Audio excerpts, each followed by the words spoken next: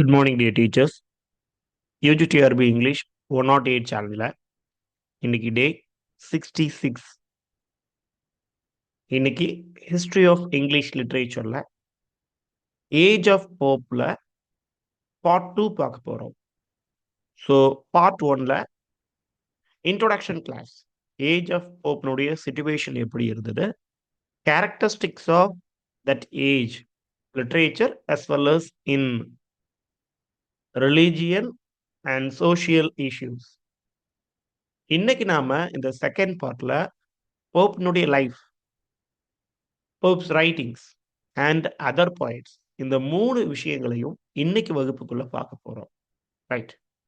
And போப்னுடைய லைஃப்ல இருந்து நம்ம ஆரம்பிப்போம். Alexander Pope, the greatest master of this neo classical school, லண்டன்ல பிறக்கிறாரு. 1688. இந்த வருடம் வந்து பாத்தீங்கன்னா ரொம்ப முக்கியமான வருடம். அதாவது இங்கிலாந்தினுடைய வரலாற்றுல ரொம்ப ரொம்ப முக்கியம். Because without any bloodshed, king got his seat.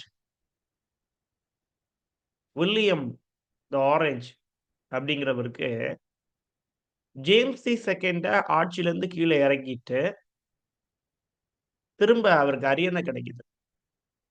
பொதுவாக ஒரு அரியணை ஒரு ஆளுக்கு கிடைக்கணும்னா மிகப்பெரிய ரத்தங்கள், நிறைய பேர் சாவாங்க, ரத்த களரிகள் ஆன பிறகு தான் அந்த சீட் கிடைக்கும். பட் பெரிய எதிர்ப்புகள் இல்லாம ரோமன் கேத்தலிக்கை மாத்திட்டு ப்ரொட்டஸ்டன்ட் ஒரு கிங் வந்து ஆட்சிக்கு வர்றது அப்படிங்கிறது மிகப்பெரிய விஷயமா பார்க்கப்படுது. அதை வந்து குளோரியஸ் ரெவல்யூஷன் அல்லது பிளட்லெஸ் ரெவல்யூஷன் அப்படின்னு நினைத்தாங்க. 1688ல அந்த சம்பவம் நடந்தது. அப்பதான் போப் பிறக்கிறாரு. And Bunyan, John Bunyan, one of the Puritan poets, அவருமே அப்பதான் பிறக்கிறாரு. சாரி, அவர் இறக்குறாரு. பனியன் வந்து டெத் இயர், போப்னுடைய பர்த் இயர். சரி. அண்ட் இவங்க அப்பா அதெல்லாம் பத்தி வரிசையா கொடுத்துட்டு இருக்காங்க. Just read. அண்ட் இவங்க சார்ந்த மதம் வந்து பாத்தீங்கன்னா கேத்தலிக். அவங்க அப்பாவும் ஒரு கேத்தலிக், இவரும் ஒரு கேத்தலிக். இந்த கேத்தலிக் அப்படிங்கிறதுனாலேயே புரொட்டஸ்டன்ட்ஸினுடைய ஆட்சி வரும் பொழுது கேத்தலிக்கை ஒதுக்கி வச்சிருவாங்க. ஓகே. அவங்கள கொஞ்சம் ஆம், நெருக்குவாங்க. நீங்க புரொட்டஸ்டான்ட்ஸத்துக்கு மாறணும் அப்படின்னு. ஆம், என்னெல்லாம் பண்ண முடியுமோ அதெல்லாம் பண்ணி வைப்பாங்க. அந்த வகையில கேத்தலிக்ஸுக்கு, இது இங்கிலாந்துல நடக்கக்கூடியது. இங்கிலாந்துல மிஷனரிஸ் நிறைய இடங்கள்ல வந்து பிரச்சனை ஆகுது. அந்த கன்வர்ஷன்ஸ் இஷ்யூஸ் எல்லாம் நடக்குது பாத்தீங்களா? அது இங்கிலாந்துலயுமே நடந்திருக்குது. குறிப்பா பாருங்க, அலெக்சாண்டர் போப்புக்கும் நடந்திருக்கு. அவரு அந்த புரொட்டஸ்டான்டிசத்துக்கு மாறாததுனால அவருடைய படிப்புகள் தடைப்பட்டிருக்கு. பிகாஸ் பாருங்க, அ நீ வந்து ஆர்சி, அதனால நீ இந்த ஸ்கூலுக்குள்ள இருக்கக்கூடாது அப்படின்னு போப்ப ஸ்கூலுக்குள்ளவே விடல. பப்ளிக் ஸ்கூல்ஸ், யூனிவர்சிட்டீஸ்ல அவர வெளியேத்திட்டாங்க. ஓகே. இதன் காரணமாக என்ன ஆகுது? அவருடைய அறிவு திறன், எப்படி எங்கருந்து அவர் அறிவு கத்துக்கிட்டாரு அப்படிங்கிறது குழப்பமாவே இருக்குது. பிகாஸ் அக்யூரேட்டா இந்த அறிஞர் இங்க தான் படிச்சுட்டான்னு சொல்ற அளவுக்கு போப்புக்கு எதுவுமே இல்ல. The want both of sound learning and mental discipline is apparent. கட்டாயம் வேணும். இப்படி ஒரு எழுத்து எழுதியிருக்கக்கூடியவனுக்கு இந்த அறிவு அப்படிங்கிறது கண்டிப்பா எங்க இருந்தோ ஒரு இடத்துல இருந்து கிடைச்சிருக்குது அப்படின்னா, இந்த வார்த்தைய பாருங்க. Pick up most of his knowledge in a haphazard haphazard way. தானா ஏத்துக்கிறது. இல்லன்னா அப்படியே ஒரு கரெக்ட்டான வே இல்லாம கண்ட மீதிக்கு அங்க ஒண்ணு, இங்க ஒண்ணு அந்த மாதிரி கிடைக்கக்கூடிய ஒரு பரந்துபட்ட ஒரு அறிவின் காரணமாகத்தான் அவர் எழுதுறாரு. பாருங்க. அவரே சொல்றாரு. He lisped in numbers for the numbers came.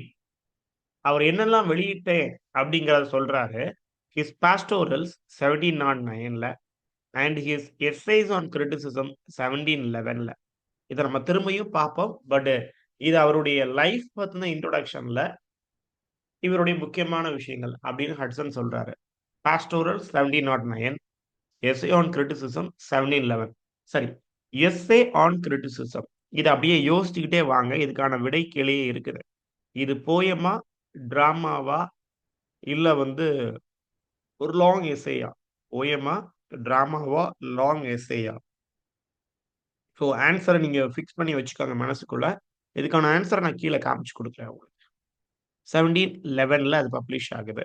அப்பா, அம்மா கூட சேர்ந்து வாழ்றாங்க. இவருடைய ரைட்டிங்ல ரொம்ப முக்கியமானது, இந்த லாட்டின் ஸ்காலர்ஸ அவர் டிரான்ஸ்லேட் பண்ணுவாருங்க. ஹோமரையும் பண்ணுவாரு. அண்ட் இன்னும் பண்றாரு. ஹோமர் மட்டும் இல்ல. ஹோமருடைய இலியட், ஒடிசி அத பண்றாரு. அண்ட் அ கிரீக் ஹோமர்ங்கிறபோது நம்ம கிரீக் வச்சுக்கலாம். அப்புறம் லாட்டின் ஸ்காலர்ஸையும் என்ன பண்றாரு அப்டின்னா, டிரான்ஸ்லேட் பண்றாரு. ஓகே. ஸோ தொடக்க காலகட்டத்தில ரொம்ப பணம் ஒண்ணும் இல்ல போப்புக்கு. அதனால வாடகை வீட்ல இருந்துட்டு இருந்தாங்க. அப்படியே மெல்ல மெல்ல என்ன பண்ணிட்டாங்க அப்டின்னா, சொந்த வீட்டுக்கு மாறுனாங்க. பாருங்க 79ல தே பை அ ஹவுஸ் அட் ட்விக்கென்ஹாம் அப்படிங்கிற இடத்துல. 1744ல அவரு இறந்துடுறாரு. பிறந்த வருடம் பார்த்தீங்கன்னா, 1688 அந்த குளோரியஸ் ரெவல்யூஷன்ல. இறந்த வருடம் 1744 அங்க 88 இங்க 44 சரிங்களா? ஒரு ஃபேன்சியான இயர்ஸ் ஞாபகம் வச்சுக்கங்க. எப்பவுமே ஒரு ரைட்டர் எழுதிட்டீங்கன்னா, நமக்கு இயர்ஸ் வந்து அங்கேயும் இங்கேயுமே போட்டிருப்பாங்க. பட் நீங்க ஆதாருக்கு பக்கத்திலேயே அவருடைய பர்த், டெத் அந்த இயர்ஸ் மட்டும் எழுதிக்கங்க. டேட் எல்லாம் பெருசா எழுத வேண்டிய தேவையில்ல. யாருக்கு டேட் எழுதணும்? ஷேக்ஸ்பியருக்கு எழுதி வச்சுக்கங்க. அப்புறம் இப்போ ஸ்பென்சர் படிக்கிறீங்க. அவருடைய மேரேஜ் டேட் கேட்டிருப்பாங்க. அத நீங்க தெரிஞ்சு வச்சுக்கோங்க. அதுக்கெல்லாம் அந்த டேட் எக்ஸாக்ட்டா வேணும். மத்தபடி ஒரு பப்ளிகேஷனுக்கோ, ஒரு ஆதர் பிறந்தது, இறந்தது அதுக்கான மாசம், டேட் இதெல்லாம் காணாம படிச்சுக்கிட்டு வேஸ்ட்டா டம்ப் பண்ணிட்டு இருக்க வேண்டாம். அப்படி படிக்க வேண்டாம்.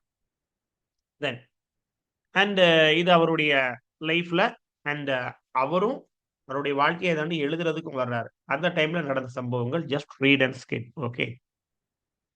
இவர் தான் லெட்டர் நெறைய எழுதுவாரு. அவருடைய வாழ்க்கைய நல்லா என்ஜாய் பண்றாரு. பட் சேம் டைம் அவருக்கு நெறைய பிரச்சனைகளும் இருந்தது. Record of miserable jealousies and quarrels இருந்தது. இப்படின்னு அப்படியே இங்க வந்துருவோம். அப்படியே ரைட்டிங்ஸ்க்குள்ள டச் ஆகி போக போறோம். சரிங்களா? As he puts it in his epistle to doctor Arbuthnot அவருடைய அந்த இஷ்யூஸ அந்த வொர்க்குக்குள்ள போடுறாரு. His life was one long disease அவரே சொல்றாராம். ஓகே. இந்த எபிஸ்டல்ஸ் டூ டாக்டர் அர்பத்நாட்ல என் வாழ்க்கையே மொத்தத்துல ஒரு நோய் தான். அப்படிங்கிறத சொல்லியிருக்காரு. And sincere love for literature இலக்கியத்த நோக்கிய ஒரு அளப்பரிய ஒரு அன்பு வந்து அவருக்கு இருந்துட்டு இருந்தது. அதனால தான் அந்த ஏஜ் வந்து ரொம்ப மோசம். நம்ம வேற நெறைய பார்த்தோம். அதாவது முதல் பார்ட்ல பார்த்தோம். அந்த ஏஜ் வந்து எழுதுறதுக்கு தகுந்த ஏஜே கிடையாது. Age of hope. ஏன்னா அந்த அளவுக்கு அ சொசைட்டி வந்து வித்தியாசமா இருந்தது. அதுல இவரு எழுதியிருக்காருன்னா, அந்த அன்பு, அந்த ஒரு இன்ட்ரெஸ்ட் டுவோர்ட்ஸ் லிட்டரேச்சர் அது இருந்ததுனால தான் அவரால எழுத முடிஞ்சதுன்னு சொல்லி முடிக்கிறாங்க.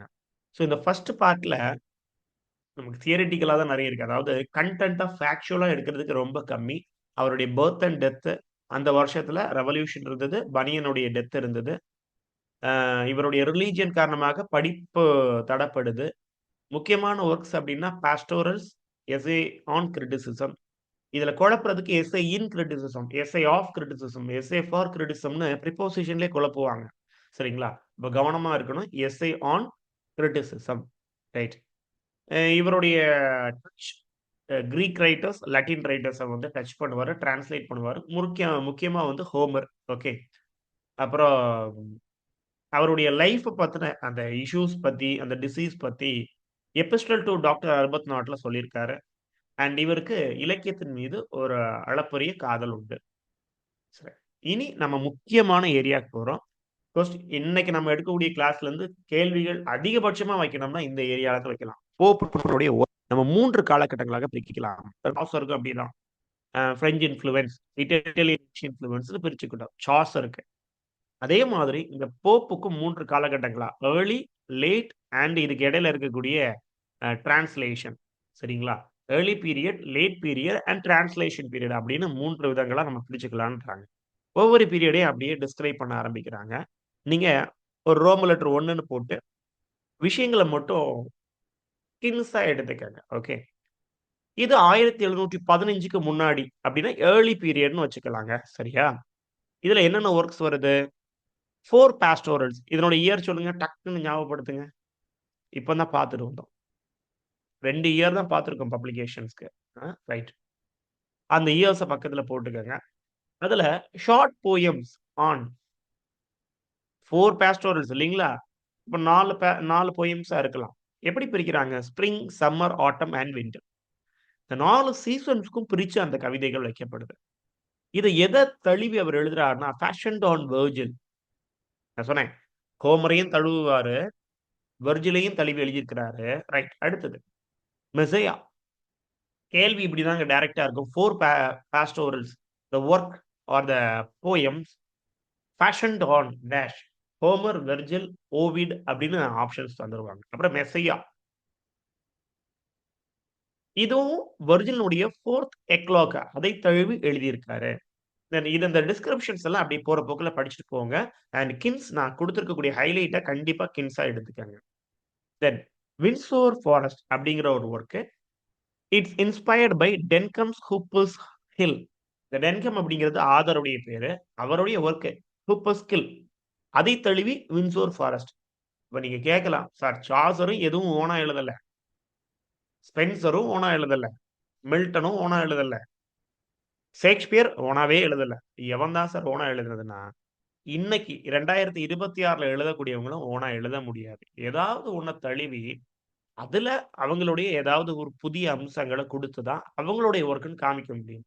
லைக் அனிருத்தினுடைய மியூசிக்காக இருக்கட்டும், அல்லது நீங்க இன்னைக்கு பார்க்கக்கூடிய வெற்றிமாறன் அல்லது மாரி செல்வராஜ், அப்புறம் பா. ரஞ்சித் எல்லாருமே ஹிட் ஆகுறாங்க அப்படின்னா, சம்திங் அவங்க இமிட்டேஷன் தான். ஓகே. இமிட்டேஷன் இல்லாம லிட்டரேச்சர் புரொடியூஸ் பண்ண முடியாதுங்க. ரைட்? போப்னுடைய லேண்ட்ஸ்கேப் எங்க இருந்து அவருடைய செட்டிங்ஸ் ஃபிக்ஸ் ஆகுது அப்படின்னா, கிரீக் அண்ட் லாட்டின். கிரீக்குக்கு எக்ஸாம்பிள் ஹோமர், வெர்ஜில் வந்து லாட்டினுக்கு நீங்க வச்சுக்கங்க. ரைட்? அப்ப கன்ஃபார்ம் பண்ணிருங்க. நான் இப்படி ஒரு வார்த்தை விடுறேன்னா, வெர்ஜில் லாட்டின்காரர் தானா? அப்படிங்கிறத முதல்ல கன்ஃபார்ம் பண்ணிருங்க. சரி, ரைட். அடுத்தது நாம கேட்ட கேள்விக்கான பதில். தி essay on criticism. Right?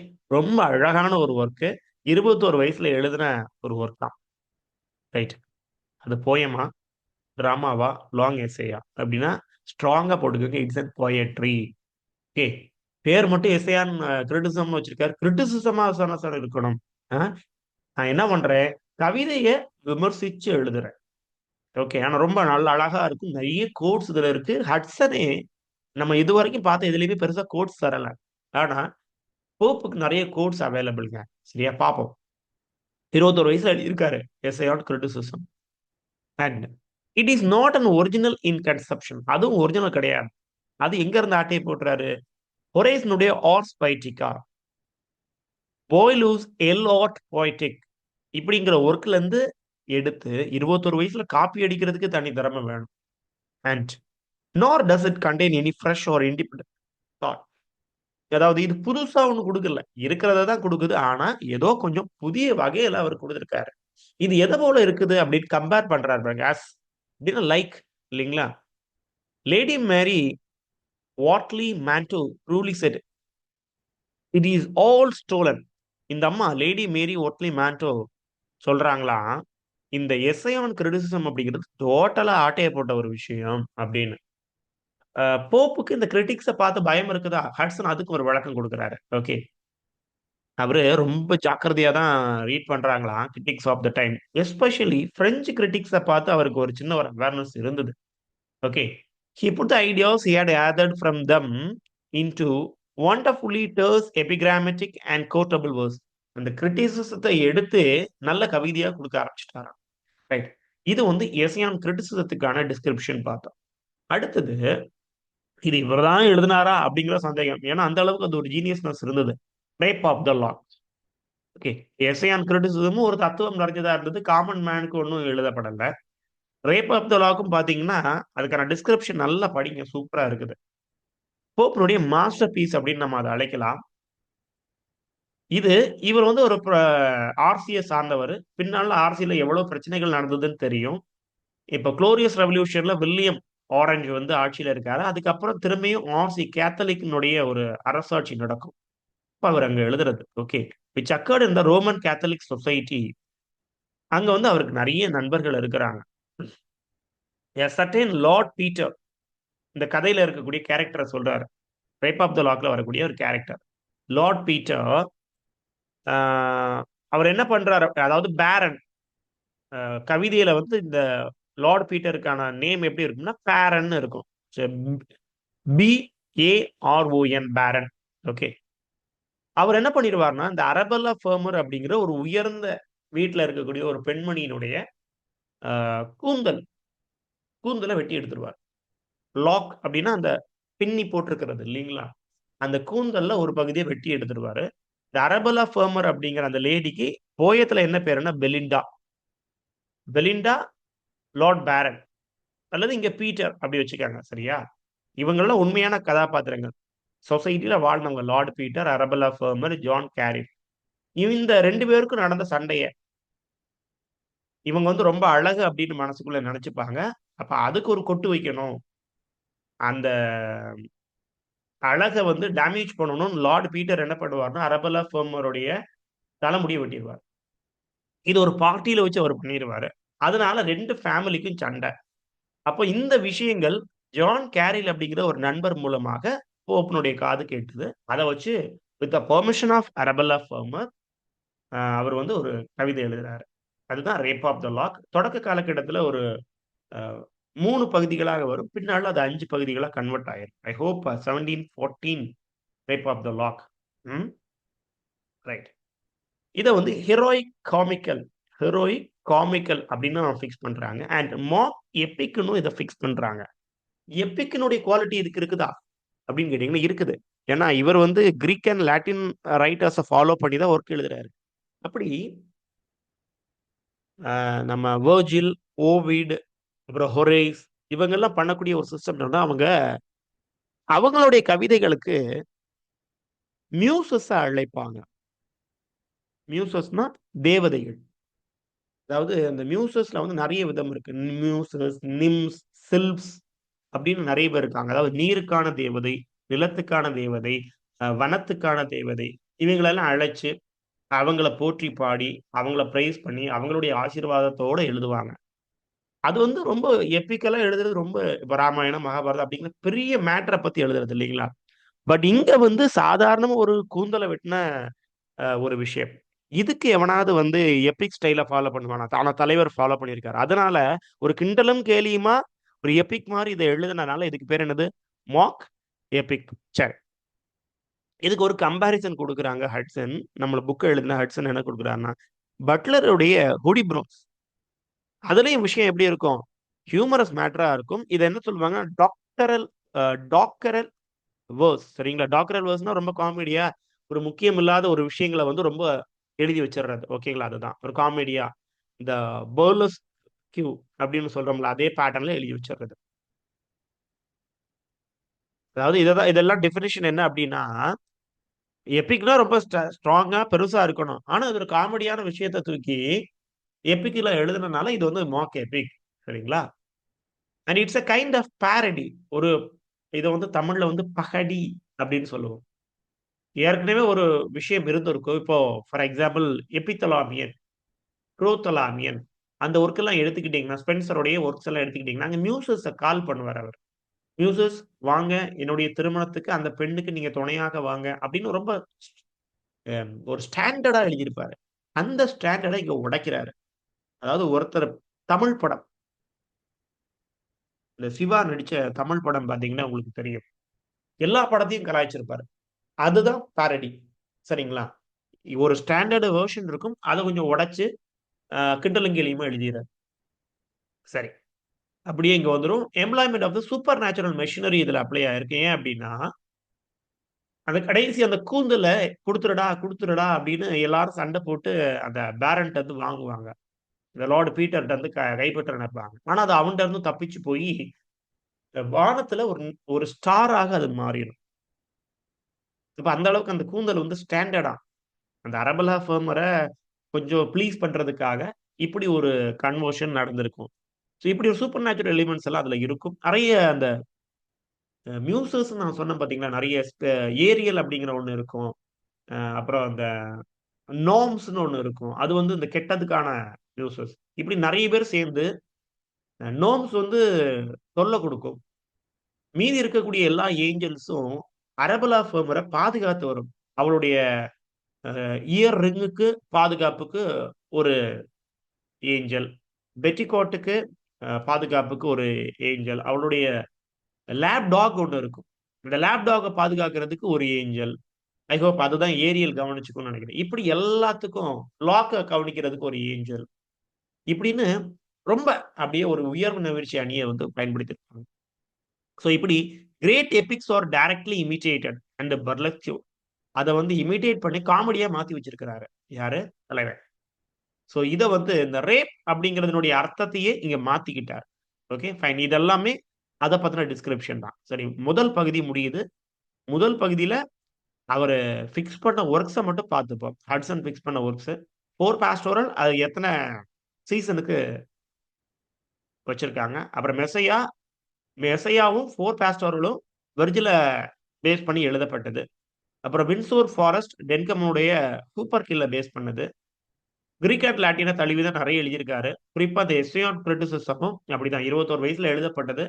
குரேஸ்னுடைய hours பொயட்டிக்கா, பெலிஸ்னுடைய எலாட் poetic இது 2யும் தழுவி எழுதினாரு. இது வந்து டோட்டலி ஆட்டைய போட்டது அப்படின்னு சொன்னது யாரு? Lady Mary வாட்லி மான்டேவ். பிரெஞ்சு கிரிட்டிக்க பார்த்து கொஞ்சம் கத்துக்கிட்டாரு. கொஞ்சம் பயமும் இருந்தது. ரேப் ஆஃப் த லாக் ரொம்ப உயர்த்தியான ஒரு ஒர்க். Master piece. இது வந்து ஒரு மாக் எபிக், ஒரு ஹீரோயிக் காமிக்கல் ஒர்க். இதனுடைய கதாபாத்திரங்கள் Lord Peter, Arabella Fermor, John Caryll. Okay. A Roman Catholic சொசைட்டில நடந்த ஒரு ஃபன்னான விஷயம். அவங்க வந்து எல்லாம் எலைட் ஃபேமிலி தான் இது. சாதாரணப்பட்ட மக்கள பத்தி எழுதல. Elite family. அவங்க தான் பார்ட்டிக்கெல்லாம் போவாங்க. சரி இதுல ஒரு கேள்வி கேட்கிறேன் பாருங்க. இதுல ஒரு கார்ட் கேம் இருக்கும். அந்த கார்ட் கேமினுடைய பேர் என்னன்னு இவங்க 2 பேரும் வீட்ல இருந்து போய் ஒரு போட்ல போய் இறங்கி அந்த பார்ட்டி ஹாலுக்குள்ள ஏறுவாங்க. அந்த பார்ட்டி ஹால் எங்க இருக்குது? முதல் கேள்வி. இந்த பார்ட்டி ஹால் எங்க இருக்குது? முதல் கேள்வி. அப்புறம் என்ன கேம், காட் கேம் அவங்க விளையாடுவாங்க. இத மட்டும் எனக்கு பார்த்துட்டு சொல்லுங்கப்பா. கமெண்ட்ல சொல்லுங்க. அப்புறம் இது ஒரு பாரடி. கிரேட் எபிக்ஸ் எல்லாம் இப்படி வந்து இமிட்டேட் பண்ணும் அப்படின்னு நம்ம பார்த்துட்டோம். இப்ப அடுத்ததுக்கு போறோம். Translation period. அடுத்தது லேட்டர் பீரியட். செகண்ட் பார்ட் வந்து பார்த்தீங்கன்னா, டிரான்ஸ்லேஷன் இலியட் அண்ட் ஒடிசியை பேஸ் பண்ணி தான் இருக்க போகுது. இத வந்து ஒரே ஆளால, அதாவது குறிப்பா இலியட, இந்த ஃபார்மர் இந்த வார்த்தைகள் வந்து ரொம்ப முக்கியங்க. ஹட்சன் யூஸ் பண்ணக்கூடிய வார்த்தை. The former made single handed. ஃபார்மர்னா ஃபர்ஸ்ட் ஒன். இலியட் வந்து ஒரே அவர் மட்டும் இருந்து டிரான்ஸ்லேட் பண்ணிட்டாரு. ஒடிசிய இன்னும் 1, 2 பேருடைய ஹெல்ப் அவருக்கு தேவைப்பட்டது. அத வச்சு அவர் மாத்துறாரு. ஓகேங்களா? சோ இது 2மே சக்சஸா அப்படின்னு கேட்டீங்கன்னா, இல்லங்க. சரியா? 2 பார்ட்டுமே கொஞ்சம் என்ன சொல்றது? It's a damaged one. ஏன்னா அதுக்கான ஸ்காலர்ஷிப் அவர்கிட்ட இல்ல. இத ஃபுல்லா நீங்க ரீட் பண்ணிக்கிட்டீங்கன்னா, அதுதான் உங்களுக்கு கிடைக்கும். சரிங்களா? குறிப்பா பாருங்க. Neither he nor his age could understand or enter into the spirit of Homer or the Homeric world. போப்பும் சரி, ஏஜ் ஆஃப் போப்ல இருந்த மத்த அ ஆசிரியர்களும் சரி, ஹோமர அண்டர்ஸ்டாண்ட் பண்ற அளவுக்கோ, ஹோமருடைய அந்த லிட்டரரி வேர்ல்ட் எப்படி இருந்தது அப்படிங்கிறத புரிஞ்சுக்கிற அளவுக்கோ ஜீனியஸா இல்ல. அதுதான் பிரச்சனை. அதனால இலியட் அண்ட் ஒடிசியினுடைய டிரான்ஸ்லேஷன் ரொம்ப டம்மியா தான் இருந்தது. ஸோ இத ஒரு கேள்வியில கேட்டா நீங்க அடிக்கணும். ரைட். இல்ல ஒரு ஸ்டேட்மெண்ட், ரீசன் அந்த மாரி கேள்விகள்ல இத வைக்கிறதுக்கு வாய்ப்பு இருக்கும். Thus, Gibbon afterwards said his translation has every merit except fidelity to the original. எல்லாம் ஆஹா, ஓஹோன்னு சொல்லும்படியே எல்லாம் இருக்குது. ஆனா உயிர் இருக்குதான்னு கேட்டா இல்ல. சரியா? It is in fact not Homer, but a very striking and brilliant piece of 18th century work. இத ஹோமருடைய ஒர்க்க டிரான்ஸ்லேட் பண்ணேன்னு சொல்ல முடியாது. 18ஆம் நூற்றாண்டு சேர்ந்த ஒரு ஒர்க் மாதிரி இது தெரியுது. அவ்வளவுதான். அதுக்கு ஓகே. 18ஆம் நூற்றாண்டினுடைய ஸ்டாண்டர்ட் இருக்குதா? இருக்குது. பட் ஹோமருக்கான ஸ்டாண்டர்ட் அதுல இருக்குதான்னா, இட்ஸ் அ கொஸ்டின் மார்க். இப்போ 2 அண முடிச்சுட்டோங்க. சரியா? ம். அடுத்தது 3வதுக்கு போறோம். After the publication of Homer's translation முடியுது. போப் வந்து என்ன பண்றாருன்னா, நம்ம ஏஜ்க்கு நன்மை பயக்கக்கூடிய அளவுல என்னத்தையாவது எழுதணும் அப்படின்னு சட்டேரிக் அண்ட் டிடாக்டிக் பொயட்ரி ஒரு நன்னெறிய அளிக்கக்கூடிய மனிதர்களை நல்வழிப்படுத்தக்கூடிய கொஞ்சம் கிண்டலும் கேலியுமான கவிதைகள படைக்கிறாரு. அதுல முக்கியமானது பார்த்தீங்கன்னா, satires and epistles of Horace imitated இதுலயும் காப்பி தான். And epistle to doctor Arbuthnot. சரியா? இந்த 2 ஒர்க்கும் கொஞ்சம் சட்டேரிக்காவும், டிடாக்டிக்காவும் இருந்துதான். தென் தி டன்சியோட். டன்சியாட் அப்படிங்கிறது ரொம்ப ரொம்ப popular. Rape of the lock, essay on criticism மாதிரி இந்த டன்சியாடையும் ரொம்ப பாப்புலரா வைப்பாங்க. நெட் செட்ல அதிகமா இந்த ஒர்க்க தூக்கி கேள்வியில வச்சுட்டு இருக்காங்க. Okay. Dunciad. Long and elaborate satire on the dunces டன்சஸ்னா என்ன? மண்டையில ஒரு சுக்கும் இல்ல அப்படின்னு நம்ம சொல்லிப்போம் இல்லைங்களா? கல்வி அறிவு மேம்படாதவர்கள், வித்தவுட் விட், வித்தவுட் நாலேட்ஜ் அந்த மாரி இருக்கக்கூடிய கேரக்டர்ஸ், டன்சஸ். ஓகேங்க. தி பேட் போயட்ஸ் அவங்க அந்த மீனிங் வந்து கரெக்ட்டா இருக்கு. பெட்டன்டன்ஸ் அண்ட் பிரெட்டன்ஷியஸ் கிரிட்டிக்ஸ் எல்லாருமே ஒரே ஆட்கள் தான். ஓகே. அவங்கள தான் இந்த டென்சியோர்ஸ்ல போட்டு கொன்று எடுக்குறாரு. திஸ் எபிக் மிஷனரி இந்த மாதிரி எழுதுறதுக்கு யார் சொல்லிக் குடுத்தாங்க? டிரைடனுடைய மேக் ஃபிளக்னோ அப்படிங்கிற வொர்க்க இமிட்டேட் பண்ணி இத எழுதுறாரு. ஓகே. தென் அப்படியே தள்ளி, தள்ளி, தள்ளி இங்க வந்துருவோம். The essay on man. Essay on criticism பார்த்தோம். இங்க எஸ்ஸே ஆன் மேன் அடுத்தது. A poem in 4 epistles. அங்க 4 எபிஸ்டில்ஸ் எல்லாம் கிடையாது. மேன் அப்படிங்கிறதுனால 4 எபிஸ்டில்ஸ் போடுறாரு. முதல்ல வெறும் எபிஸ்டில்ஸ் இருந்தது. அதுவும் 4 சீசன ஸ்ப்ரிங், ஆட்டம், வின்டர், சம்மர் அந்த மாரி போட்டு வந்தது இல்லீங்களா? இங்க எஸ்ஸே ஆன் மேனும் 4 எபிஸ்டில்ஸை உடையது. Pope undertakes a defense on the moral government of the universe and explanation of the physical and moral evil in it. மனித வாழ்க்கைய பத்தி, பிரபஞ்சத்த பத்தி, அதுல நல்லது கெட்டதுகள பத்தி பேசுறாரு. Okay. On an optimistic postulate that whatever is right. என்னன்னாலும் நன்மைக்கே, எல்லாம் நன்மைக்கே அப்படிங்கிற மாரி ஒரு திங்க பேசுறாரு. அண்ட் சரி இவரு இப்படியெல்லாம் பேசுறாரே, இவரு ஒரு தத்துவ ஞானியான்னு கேட்டீங்கன்னா இல்ல. ஏன்னா, he had no natural learnings towards philosophy. தத்துவத்த நோக்கி எந்த கல்வியும் அவருக்கு கிடையாது. Right. In consequence, the essay is hopelessly confused and self contradictory. சரி இந்த எஸ்ஸே ஆன் மேன ஸ்டாண்டர்டா எழுதியிருக்காரா? எஸ்ஸே ஆன் கிரிட்டிசிசம் ஓரளவுக்கு பிரைஸ் பண்ணப்பட்டது. அதுலயும் நெறைய பிரச்சனைகள் இருந்தது. பட் நல்லா எழுதியிருக்காருன்னா, ஒரு நம்பிக்கை இல்லாம, கூச்சலும் குழப்பமாக இருக்குது. சுய பிரச்சனை இருக்குது. Self contradictory. தன்னைத்தானே அது வந்து பிரச்சனை ஒரு ஒரு ஒரு இடத்துல ஒண்ணு நல்லதுன்றாரு, இன்னொரு இடத்துல அது கெட்டதுன்றாரு. அதான் செல்ஃப் கான்ட்ரடிக்டரி. அதுக்குள்ளேயே பிரச்சனைகள் நெறைய இருக்குது. Pope's merits and defects are those of the classical schools. நல்லதோ கெட்டதோ அதெல்லாம் எதுக்கு உடையது? கிளாசிக்கல் ஸ்கூல தொடர்புடையது. We had no longer regard him as a great poet. Hatsun சொல்லக்கூடியது. அவர ஒரு சிறந்த கவிஞர் அப்படின்னு நம்ம சொல்றோமான்னா, இல்லை. He had neither the imaginative power nor the depth of feeling without which a great poetry is impossible. இது இல்லாம அதாவது டெப்த் ஒரு எமோஷன் இருந்தா தான் கவிதை அப்படிங்கிறது வரும். அது இல்லைன்னா it's a failure. Utter failure. கவிதை அப்படிங்கிறது தோற்று தான் போகும். But is impossible. And nor was he was a great thinker. ரொம்ப ஞானியான்னு கேட்டீங்கன்னா அதுவும் இல்ல. சரிங்களா? சிறந்த ஞானி அவனா அப்படின்னு கேட்டீங்கன்னா அதுலயும் அவன் கிடையாது. His view of life was narrow. ரொம்ப குறுகலான பார்வை வாழ்க்கையை நோக்கி. இதுதான் அவனுடைய கதாபாத்திரங்களும் இப்படிதான் அமைஞ்சிருக்கும். He was a very embodiment of the kind of intelligence which was currently known as wit. இன்னைக்கு அவன வந்து ரொம்ப ஞானி, விட், ஞானமுடையவன், அறிவுடையவன் அப்படின்னு நம்ம சொல்றோம். ஏன்னா அந்த ஏஜ்ல அவன் ஞானி தான். ஏன்னா மீதி எல்லாவனும் ரொம்ப லூசு பயலாளா இருந்தானே. மூக்கு இல்லாத ராஜ்யத்துல மூக்குள்ளவன் ராஜா அப்படின்னு ஒரு டயலாக் உண்டு பார்த்திருக்கீங்களா? இந்த ஊர்ல ஒரு பயலுக்கு மூக்கே கிடையாது. சின்னதா ஒரு மூக்கு வச்சிருந்தாலும் அவன் என்னது ராஜா பட்டம் குடுத்துட்டாய்ங்களாம். அத மாரி தான் போப் வந்து பெருசா பேசப்படுறாரு. ஹட்சன் தான் சொன்னாரு, அவர வந்து நம்ம பெரிய கவிஞர்ன்னு சொல்ல முடியாது அப்படின்னு. கடைசி பாருங்க. இதே ஒரு செல்ஃப் கான்ட்ராடிக்டரி தான். After Shakespeare, he is the most frequently quoted of English quotes. ஷேக்ஸ்பியருக்கு அடுத்தபடியாக ரொம்ப இந்த கொட்டேஷன்ஸ் எல்லாம் அவர் நெறைய வருது அப்படின்னா, அது வந்து போப் கிட்ட இருந்தானாம். சரியா? என்னெல்லாம் வந்திருக்குது? இது எல்லாத்தையுமே படிங்க. எல்லாமே ரொம்ப ரொம்ப முக்கியமானதுங்க. அதுல நம்ம அடிக்கடி பயன்படுத்தக்கூடியது. "A little learning is a dangerous thing." இத நம்ம எங்க பார்க்கிறது உண்டுன்னா, ஸ்கூல்ஸ்ல பார்க்கிறது உண்டு. ஈவன் இந்த அகாடமிஸ்லயும் நம்ம பார்க்கிறது உண்டு. தொடக்க காலகட்டத்துல நாமளும் கொஞ்ச நாள் அப்படி இருந்தோம். கொஞ்சமா எதையாவது படிக்கிறது. எனக்கு தான் எல்லாம் தெரியுங்கிற மாரி தாம் தூம்னு குதிக்கிறது. அத சொல்லிக் குடுக்குறது. "A little learning is a dangerous thing." எனக்கு ஹில்ல ஏஜ் ஆஃப் சார்ல்ஸர் மட்டும் தெரியும். நான் நெட் கிளாஸே எடுக்க போறேன். அப்படின்னு இறங்கிறது. எனக்கு டிஎன்பிசில 1 யூனிட் தெரியும். 10 யூனிட்டே எடுத்துறது. மேத்ஸ்ல 1 சாப்டர் தான் படிச்சிருப்பான். கோச்சிங் கிளாஸே ஸ்டார்ட் பண்ணிருவான். Okay. Little learning is dangerous. ஏன் டேஞ்சரஸ்ன்னு இப்ப தெரியும். இது நாட் ஒன்லி இன் நம்மளுடைய படிப்புல மட்டும் இல்ல. ஒரு எலக்ட்ரிஷியனா இருக்கட்டும், பிளம்பரா இருக்கட்டும், ஒரு மெடிசின் பிராக்டிஷனரா இருக்கட்டும், கொஞ்சம் படிச்சுட்டு எல்லாம் தெரியுங்கிற மாரி நெனச்சான்னா, பேஷண்ட் அவுட்டு. ஷார்ட் சர்க்யூட் ஆயிரும். இப்படி நெறைய விஷயங்கள் இருக்கு. Little learning is a dangerous thing. இது பாருங்க, இது ரொம்ப ரொம்ப புத்திசாலித்தனமானது. ஃபூல்ஸ் ரஷ் இன் வேர் ஏஞ்சல்ஸ் ஃபியர் டூ ட்ரெட்.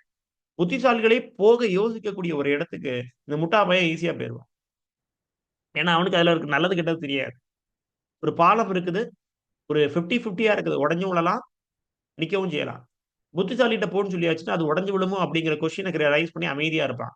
ஆனா, அந்த ஃபூல்ஸ்ட்ட போன்னு சொன்னா, அவன் பாட்டுக்கு போயிட்டே இருப்பான். அவனுடைய நல்ல நேரத்துக்கு அது உடைஞ்சு விழாது.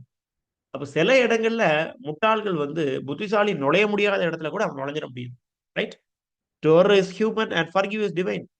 தவறு செய்வது மனித இயல்பு, மன்னிப்பது தெய்வ இயல்பாம். ரைட்? இதெல்லாம் சொன்னது போப். அப்போ விஷயம் இருக்கு தலைவன் கிட்ட.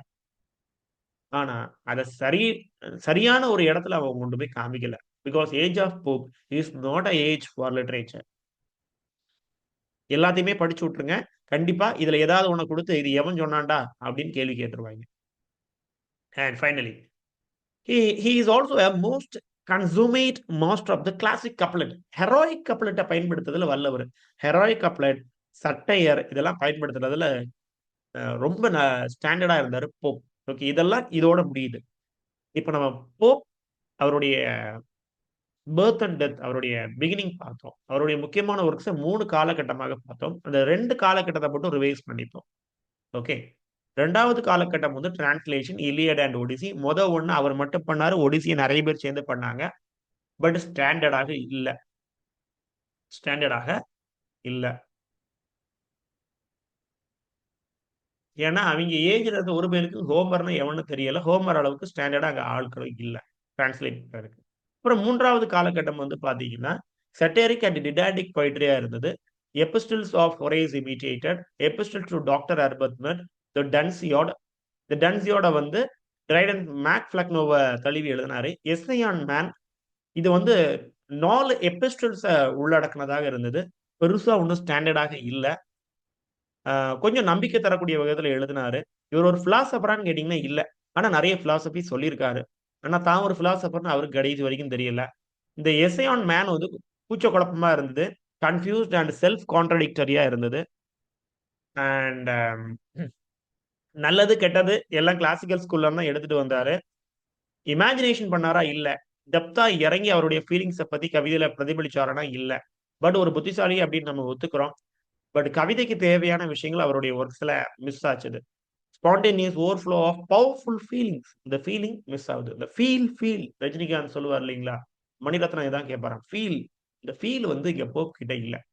எனிஹவ் ஷேக்ஸ்பியர விட ஷேக்ஸ்பியருக்கு அடுத்தபடியா ரொம்ப தேடுதலுக்கு உட்படுத்தப்படக்கூடிய கோட்டட் பொயட்ஸ் அது வந்து போப். 4, 5 ப்ராப்பரான the proper study of mankind is man இல்லீங்களா? மனுஷன பத்தி படிக்கிறது தான் உண்மையிலேயே நல்ல கற்றல் அப்படின்னு சொல்லியிருக்கிறாரு. அவரு ஹெராயிக் கப்லெட் வந்து இவருடைய முக்கியமான ஒரு டூலாக பயன்படுத்தப்பட்டது. சரி. போப்ப முடிச்சுட்டோம். அதர் பொயட்ஸ் ஆஃப் மற்ற கவிஞர்கள நம்ம இவ்வளவு நேரம் பார்த்துட்டு இருக்கிறது பார்ட்ல இருந்து இப்ப பார்த்துட்டு இருக்கிறதெல்லாம் கவிதைய பத்தினது. இப்ப essay on man, essay of man, essay on criticism எல்லாமே கவிதை ஞாபகம் இருக்கணும். சரி. அதர் பொயட்ஸ டக்குன்னு முடிச்சுடுவோம். Matthew Prior. ஆளு யாரு? Other poets of age of Pope அல்லது அ அதர் பொயட்ஸ் அப்படிங்கிற ஒரு டைட்டில குடுத்து மேத்யூ பிரயர் அவருடைய பர்த் அண்ட் டெத் 6421 அவருடைய வொர்க்க யார் கூட கொலாபரேட் பண்ணி பண்றதுன்னா சார்ல்ஸ் மோன்டே. ஓகே.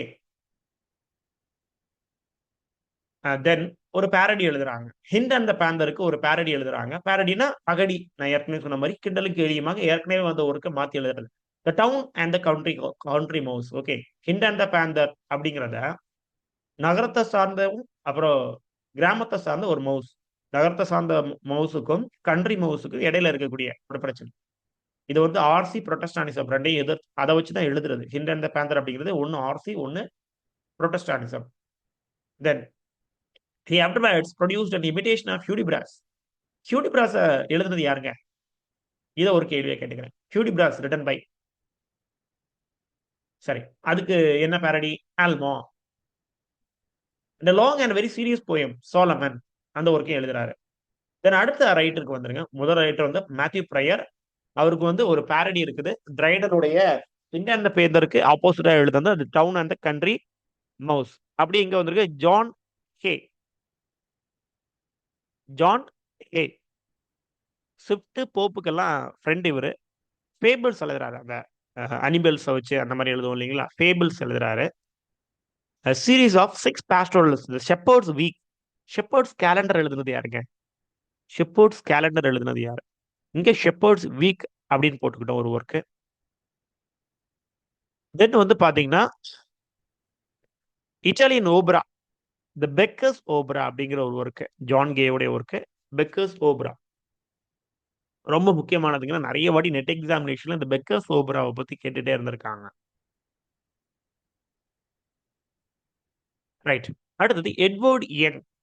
இந்த எட்வர்ட் யங் அப்படிங்கிற ஒரு பேர் பார்த்தீங்கனாலே கிரேவியார்ட் போயிட்ஸ் சைட்ல போட்டு வச்சுக்காங்க, அல்லது சர்ச்சியார்ட் போயிட்ஸ் அந்த குரூப்புக்குள்ள இவங்க வருவாங்க. எட்வர்ட் யங் அவருடைய ஒர்க் வந்து நைட் தாட்ஸ். ஜஸ்ட் ரீட், இது அவ்வளவு ரீட் பண்ணிக்கங்க. பட் முக்கியமானது கிரேவியார்ட் போயிட்ஸ்ல ஒரு ஆள் எட்வர்ட் யங். தாமஸ் கிரேன்னு ஒரு ஆளை படிச்சிருப்போம் இல்லைங்களா? தாமஸ் கிரே அவர் கூட வரக்கூடிய ஆள் இவர். Edward Young 83 to 65 night thoughts அவருடைய ஒர்க்கு. அப்படியே அடுத்த ரைட்டர் எழுதிக்கங்க, Robert Blair. Edward Young night thoughts. எப்படி அந்த சர்ச்சியார்ட் பாயிண்ட்ஸ்ல இந்த ஒர்க் எல்லாம் அதிகமா கேட்கக்கூடியது. ஒரு 10 வாட்டியாவது இந்த எட்வர்ட் யங், ராபர்ட் பிளேயரை நெட் எக்ஸாமினேஷன் கேட்டிருக்காங்க. எய்தர் அவங்கள வந்து சர்ச்சியார்ட் பாயிண்ட்ஸ்குள்ள இன்க்ளூட் பண்ணி கேட்பாங்க, அல்லது இந்த ஒர்க்கை மேட்ச் த ஃபாலோயிங்ல கொடுத்துருவாங்க. Edward Young night Thoughts, Robert Blair the Grave. Okay, இப்படி ஏன்னா இவரும் ஒரு சர்ச்சியார்ட் பாயிண்ட்ஸ், இவரும் ஒரு சர்ச்சியார்ட் பாயிண்ட்ஸ்.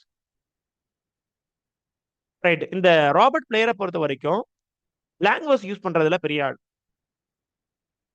அப்புறம் இதெல்லாம் மைனர்மா. வில்லியம் சோமர்வில்லி த சேஸ் அப்படிங்கிற poem. Sir Samuel Garth the dispensary அப்படிங்கிற மாக் ஹீரோயிக் ஒர்க். சரியா? இதோட நமக்கு இங்க ஒர்க் முடியுது. ஏஜ் ஆஃப் போப்ல அதர் பயிற்சை முடிச்சுக்கிறோம். போப் முடிச்சு அதர் பயிற்சியும் முடிச்சுக்கிறோம். அதர் பயிற்சை மட்டும் ஒரு வாட்டி ரிவைஸ் பண்ணிப்போம். மேத்யூ பிரயர் அவர் வந்து with collaboration of Charles Montague அவர் கூட ஒர்க் எழுதுறாரு. குறிப்பா பாத்தீங்கன்னா hind and the panther of ட்ரைடனுக்கு எதிராக ஒரு parody town and country mouse அப்படிங்கிற ஒர்க்கு. அப்புறம் ஜான் கேக்கு வந்து ஷெப்பர்ட்ஸ் வீக். அப்புறம் பெக்கர்ஸ் ஓப்ரா. எட்வர்ட் யங்கும் ராபர்ட் பிளேயர் ரெண்டு பேரும் கிரேவியார்ட் பாயிண்ட்ஸ். தாமஸ் கிரேயை கூட எழுதிக்கங்க. Night thoughts by Edward Young and grave by Robert Blair. அப்புறம் 2 minor points, William Somerville and sir Samuel Gad. Right. இதோட நம்ம முடிச்சுப்போம். இனி அடுத்த வகுப்புல நம்ம ஸ்டார்ட் பண்றதை வந்து பாத்தீங்கன்னா தட் மீன்ஸ் அடுத்த ஹெல்த் செக்ஷன்ல நாம வந்து கன்க்ளூட் பண்றோம். Prose and drama of age of Pope. இதுல தான் நாவலிஸ்ட்டை நம்ம முதலியா பார்ப்போம். ஹிஸ்டரி ஆஃப் இங்கிலீஷ் லிட்ரேச்சர்ல நம்ம ஒரு இடம் கொடுத்து இவங்க தான் நாவல் எழுதுறாங்க முதல்ல அப்படிங்கிற மாதிரி பார்க்கக்கூடிய டேனியல் டீஃபோ, ஜொனதான் ஸ்விஃப்ட் எல்லாரையும் இதுக்குள்ள பார்க்க போறோம். ரைட். தேங்க்யூ. நம்ம இப்ப ஸ்டாப் பண்ணிக்கலாம். அடுத்த கிளாஸ்ல மீட் பண்ணலாம்.